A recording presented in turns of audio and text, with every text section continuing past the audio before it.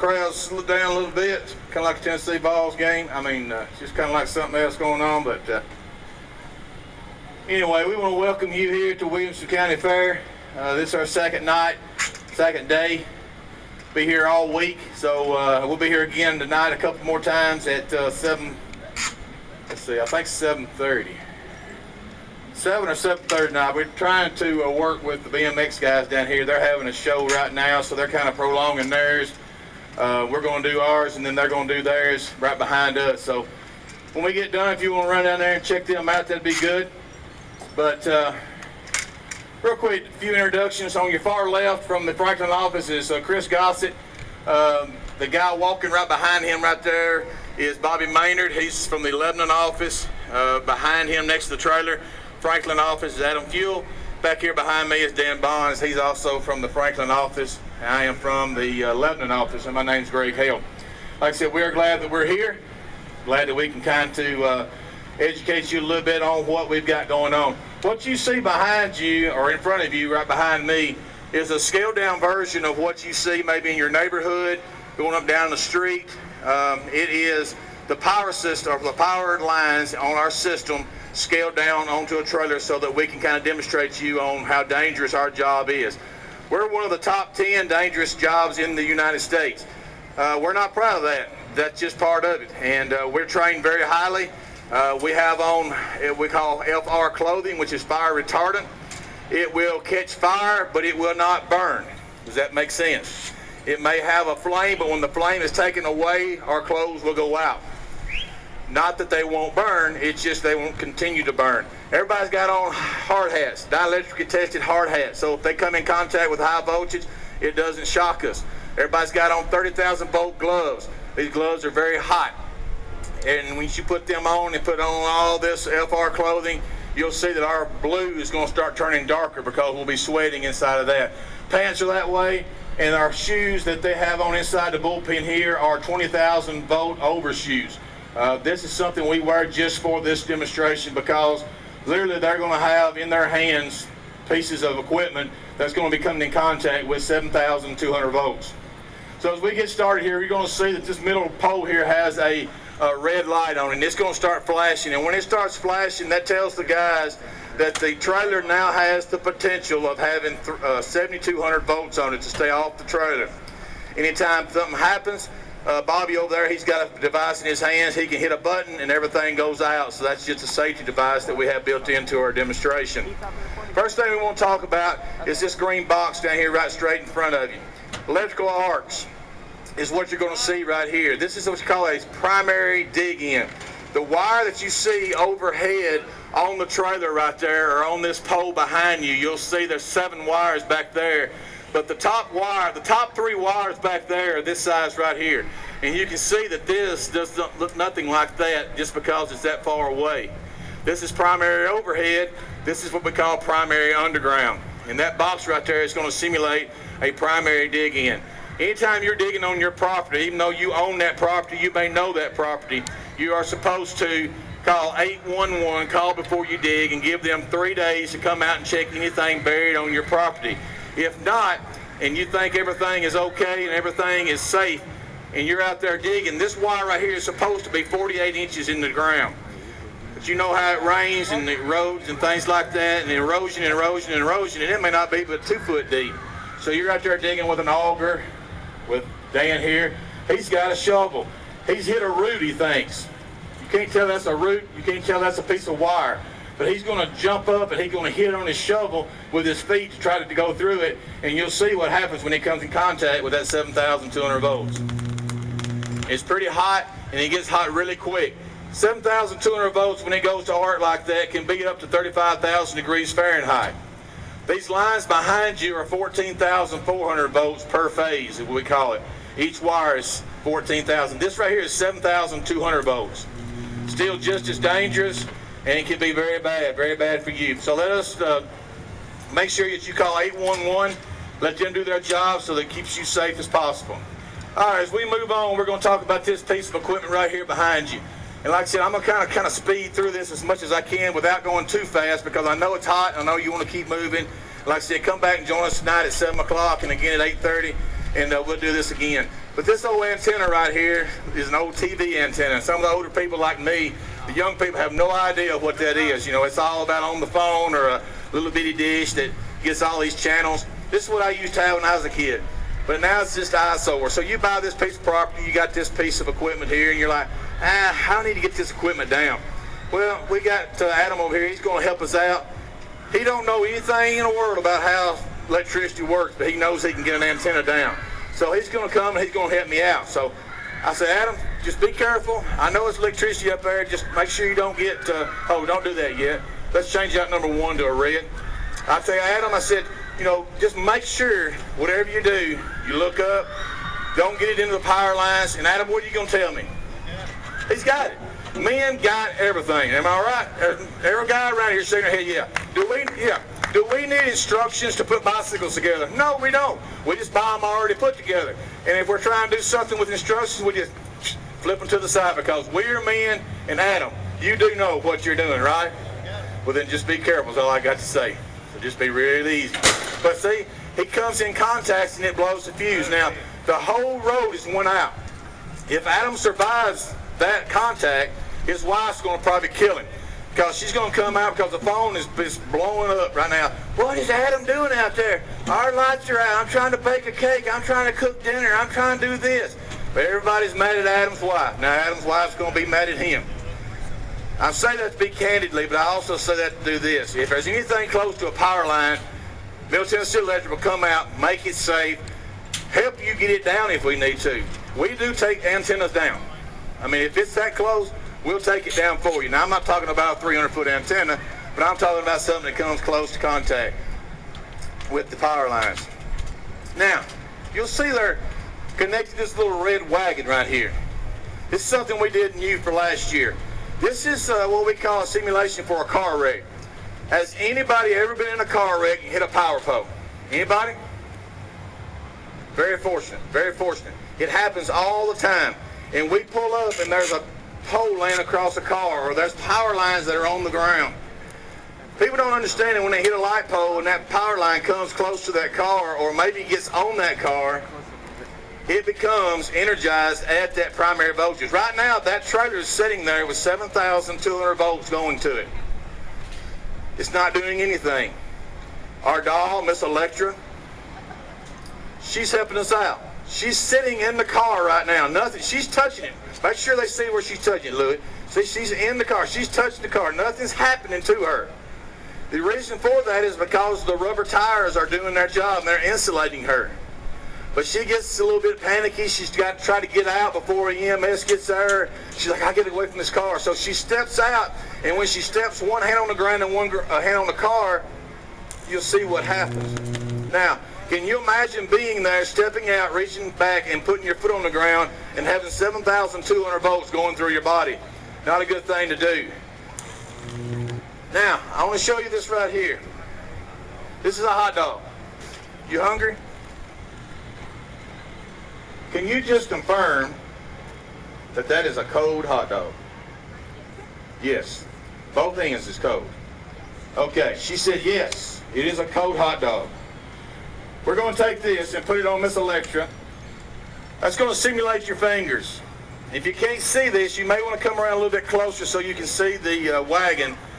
But you're going to see that how electricity, how it flows. It's going to flow from the inside out.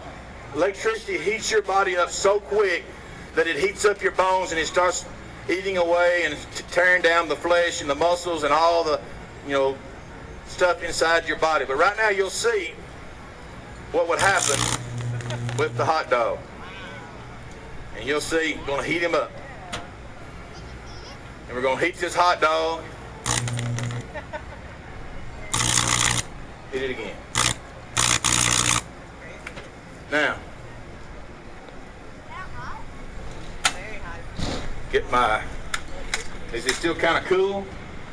But now fill that in, be easy with it. Really warm, she said. So you can tear it in half. You can see where the black char on the inside is from where the rod was inside and it started burning literally from the inside out. You see that? You hungry? Sure. Electricity, like I said, it burns from the inside out. Back in 2001, I'll tell you a quick story real quick, because it happened to me. I reached up and I grabbed a switch. Pull that right there down. Right over there pointing at. Pull the barrel down. It looked just like this right here. I was in a bucket truck. I reached up and I grabbed one end of that switch, the bottom, and I put my right hand on the top. I had on just leather gloves, not the gloves they have on. When I did that, 7,200 volts went through my body. Went in that index finger, came out that index finger. I had a chalk mark here, I had a burn mark here. I didn't ever lose consciousness, but I did get scared literally to death because I knew at that point what had happened with all of our safety meetings and things like that. Within 3 hours, I was at Vanderbilt Burn Unit. Stayed there for 24 hours, constantly monitoring my vitals because every hour they would come in there and they would check urine output. They would check other things, like I said, my heart rate, things like that, just to make sure that my muscles and things inside my body wasn't breaking down, because if it was, then I was going to have to go to surgery and they was going to have to go in there and start scraping all that infection and stuff out of my body. Very lucky, very fortunate. 24 hours later, I was released to come home with no ill effects. I say that to say this. Don't step out of a car if you have a car wreck. Jump clear of the car. If you can't get the door open, get on the windowsill and jump clear of the car. I'm not saying make a jump like Carl Lewis would do in the Olympics. I'm just talking about just jump clear of the car. Once you do that, then start bunny hopping away from the car about 30 feet, which is about 30 hops. Because the voltage is going into the ground at that point, and as it gets further away, that voltage drops. And if you're making the difference every time you step of that voltage drop, it's going to be going through your body. So it's not a good thing. 120 volts can kill you. If you step and it's 500 volts difference, it's probably going to hurt you bad. So hop away from that vehicle. Any questions on that at all before we move on? All right, here we go. We got this little squirrel right here. I got a few women in the audience. Where y'all going? I need somebody that's stubborn and hard-headed. Is any of y'all like that? Yeah. What's your name? Rachel, come on down. You're the next contestant on The Price is Right. All right, everybody give Rachel a hand. Does that look like you? Do you do your fingernails like that and your toenails? And all right. How loud can you be? How loud? Are you wanting to hold Rachel? Rachel, hold Rachel. Good? I'll get back. All right. You want to hold her again? All right, very good. Sharon, look at the camera and say hi. Hi. I'm holding Rachel. I'm holding Rachel. All right. How loud can you be? I can pretty loud. Say, Rachel, stay off the power lines. I mean, holler it. Rachel, stay on the power line! What y'all think? Pretty good? Not bad. Not long. Got a little crowd. Yeah, okay, all right, here we go. All right, here we go. Whoa, missed it. Where are you going? Well, I mean, aren't you going to tell Rachel to stay off the power lines? No, don't do that. I didn't tell you. Oh, do you follow directions well? I said tell. I didn't say walk. Focus. Here, me and you, focus. We're not focusing. Say, Rachel, stay off the power line. Yell it. Rachel, stay on the power line! You can get a little closer. Get right here and do it. Point at her. You better. Rachel, stay on the power line! Do you have a middle name? Oh, gosh. Now, do you have a do or die mentality? Guess what? You did it, and now you did. So, thank you, Rachel, for helping us out. Maybe next time you can holler a little bit louder. Very good, very good. All right, thank y'all. Don't y'all leave. Oh, no. We're in this together. Oh, no. Not until we get to Water World can you leave. All right, let's move on. Squirrels, birds, we've had possums, we've had snakes, we've had anything that can fly and climb, get into our system, get onto our transformers, cause outages like that. We do all we can to keep that off the transformer, but sometimes it just doesn't work. All right, we got this ladder right here. It's a metal ladder. I know a lot of people still have metal ladders. The thing about it is a fiberglass ladder is just about as dangerous as that metal ladder because they're not been tested to use on a high voltage line. Everything that we use today, our gloves, we test them every 3 months. These sticks that they've got in their hands, they're tested every year. Everything is tested against OSHA requirements so that everything is legal and safe for us to use. Now you're going to see right here as Dan pulls this arc off this ladder that it can very easily be done. If you get within just a few inches of it, you can see that it can pull a pretty nasty arc. Now imagine yourself with your hands on that ladder and you end up being like the hot dog, literally. Not a good thing. All right. Any questions so far? And before we leave, we do have hard hats for some of the moms and dads if they want to wear these. Or if you need them for your kids, you can take them also. We got a couple more things to do, and then we're going to turn you loose. Go down here to the BMX guys and let them show you what they got. Right away. Middle Tennessee Electric prides itself in the right of way. If you look straight above you and see a power line, you're going to most likely 20 feet either side not see any kind of wooded obstructions at all. We've got, are we going to do the balloon first? I've got ahead of myself. Let's do the balloon next. Anybody had a birthday lately? In the month of August? In the month of July? Me, you can't meet me back there. You got to meet me up here. No, you got to come on down here. If you're going to holler at me, I'm going to holler at you. Come on. When was your birthday? Because we're on TV. We got to be right here in front of the cameras and all that. Are you serious? So how old were you? 36? 7? Come on. I'm just messing with you. What's your name? Bridget. So, what is it? All right. This is Bridget. Everybody give Bridget a hand. Very good. Now, did you get a balloon for your birthday? Now you have. What is this? It's a balloon. It's a Mylar balloon. Oh, there's a trick. No, there's no tricks to nothing we do. Now, this is what we're going to do. We're going to sing Happy Birthday to Bridget because did you get the Happy Birthday song? What did you get her? Oh, this is real turquoise. Like for real? Yes. I got a knife I can cut on and see if it... Okay, anyway. All right, let's sing Happy Birthday to Bridget. We're going to let our balloon go and we're going to see where it goes.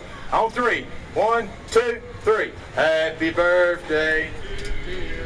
Okay. Happy birthday To Bridget.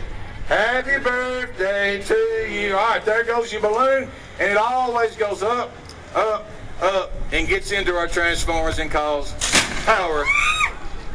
She liked that. You want to do it again? Come on, for real? Happy birthday. Y'all give her a hand. All right, now, you can see as that goes back up into that cutout, that red light back there, it'll come on. Just that balloon itself will cause the electricity to continue to flow. That's the reason everything we do when we get out there, we take safety precautions to make it safe for us to work. Very good. Now we're going to do the limb that I've been trying to talk to y'all about. This is pretty cool. We're going to hang a limb on the primary line, bless you, and we're going to show you what happens when it comes in contact with the electrical system.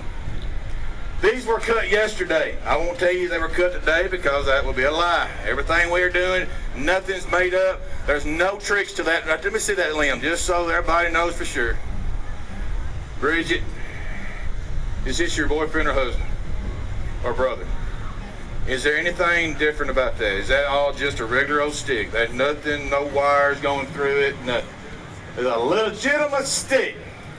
All right. We're going to hang that up there and we're going to see what's going to happen when the power lines come in contact with that. Now, here's what I want you to watch. As soon as that red light starts flashing, you're going to see that probably start smoking. Let's see what happens. If people come running, they'll probably think we're selling barbecue, but we're not, but we won't tell them until after the demonstration's over with. All right. We got smoke already? I can't tell.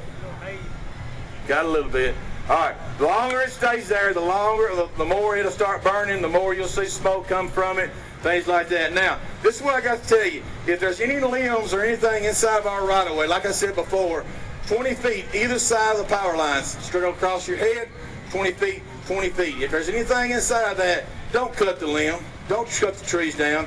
You know, a lot of our lumberjacks are married to lumberjills. And they'll get out there and they'll all be out there using chainsaws and they'll cut a tree down and they'll come right across the line.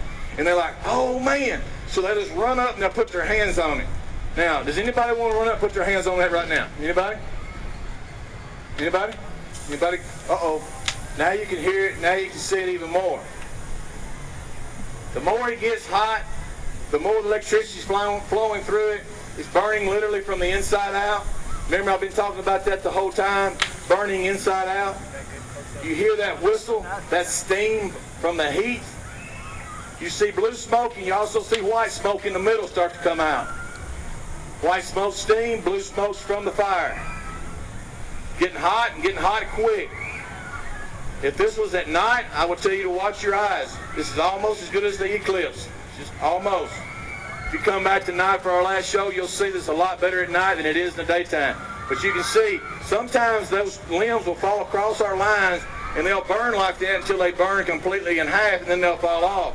But at the whole time, your lights in your house, go ahead and close in too, your lights in your house are flickering. You're like, why is my lights flickering in my house? It could very well be that right there. Go ahead and cut it out. And let me have the stick real quick.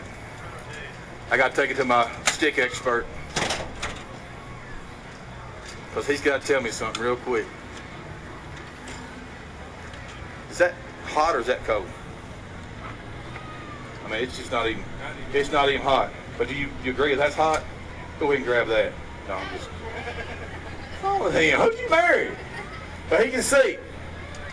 Anywhere from here to here, you can see where the electricity tracks can come down through, blowed out all the steam.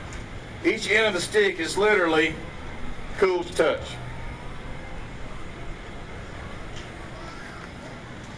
Last thing we're going to show you, and y'all can get going.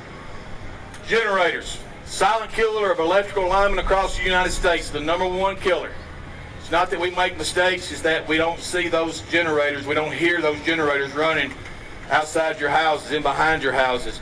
And members or customers have them hooked up the wrong way. There's a right way, there's a wrong way. And if you hook it up the wrong way, you can put back feed onto the line, and your little Honda generator or whatever generator you have can supply electricity to houses and houses and houses down the line, because there's back feed going down the line. Now, right now the generator's on. Go ahead and flip your breaker so it's on the generator, not on the... All right, you see this green light under this transformer? That's the first time you've seen that. This is the correct way to hook up a generator. That means there is no electric flow through the meter back onto our system. A lot of people use an automatic transfer switch. A lot of people use these little single, double pole, double throw switches that are very cheap to buy, very simple, but they do the job. If that right there is hooked up the wrong way, and you'll see when we trip this breaker to the wrong, you're going to see a red light come on across the top of the meter. Now we've got back feed, we've got voltage going through the meter, back up into the line, through that transformer. That transformer, working the proper way, takes 7,200 volts in the top and produces 120 volts out the bottom. But right now we've got 120 volts going in the bottom, and it's producing 7,200 volts out the top. Transformers work either way, it doesn't matter to them. If they see voltage, they're going to reduce it down. If they see it in the bottom side, they're going to go up with it. Now, open up that 2 one more time, that switch 2. I want you to watch the back feed, and everybody focus in on this switch where Dan is at. Did y'all see the back feed? Bridget, stay with me. You see the back feed? No. Watch it. You see it? You did see it? All right, what did you see? But you didn't see the back feed, but you said you saw the back feed. Did you see it then? All right, we're going to do it one more time, just so you want to get a little closer, just so you can see right here. You see it then? All right, she says she didn't see it. Did anybody else see it? Anybody see it? It's right there. And it's going all the way down the line to your neighbor's house, but you're saying your neighbor's lights aren't on. Well, it will be as soon as we close in that switch above the transformer. Now that generator is supplying your house and your neighbor's house and the next guy and the next guy with electricity, because you've got it hooked up the wrong way. Well, what's that going to hurt? Well, what if the line that stops on that pole where Chris is on the ground on past it?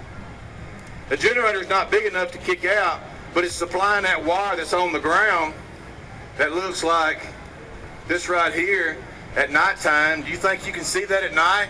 What about if your kids or your grandkids are out there playing and they think they see a stick on the ground, they reach down and they pick that up?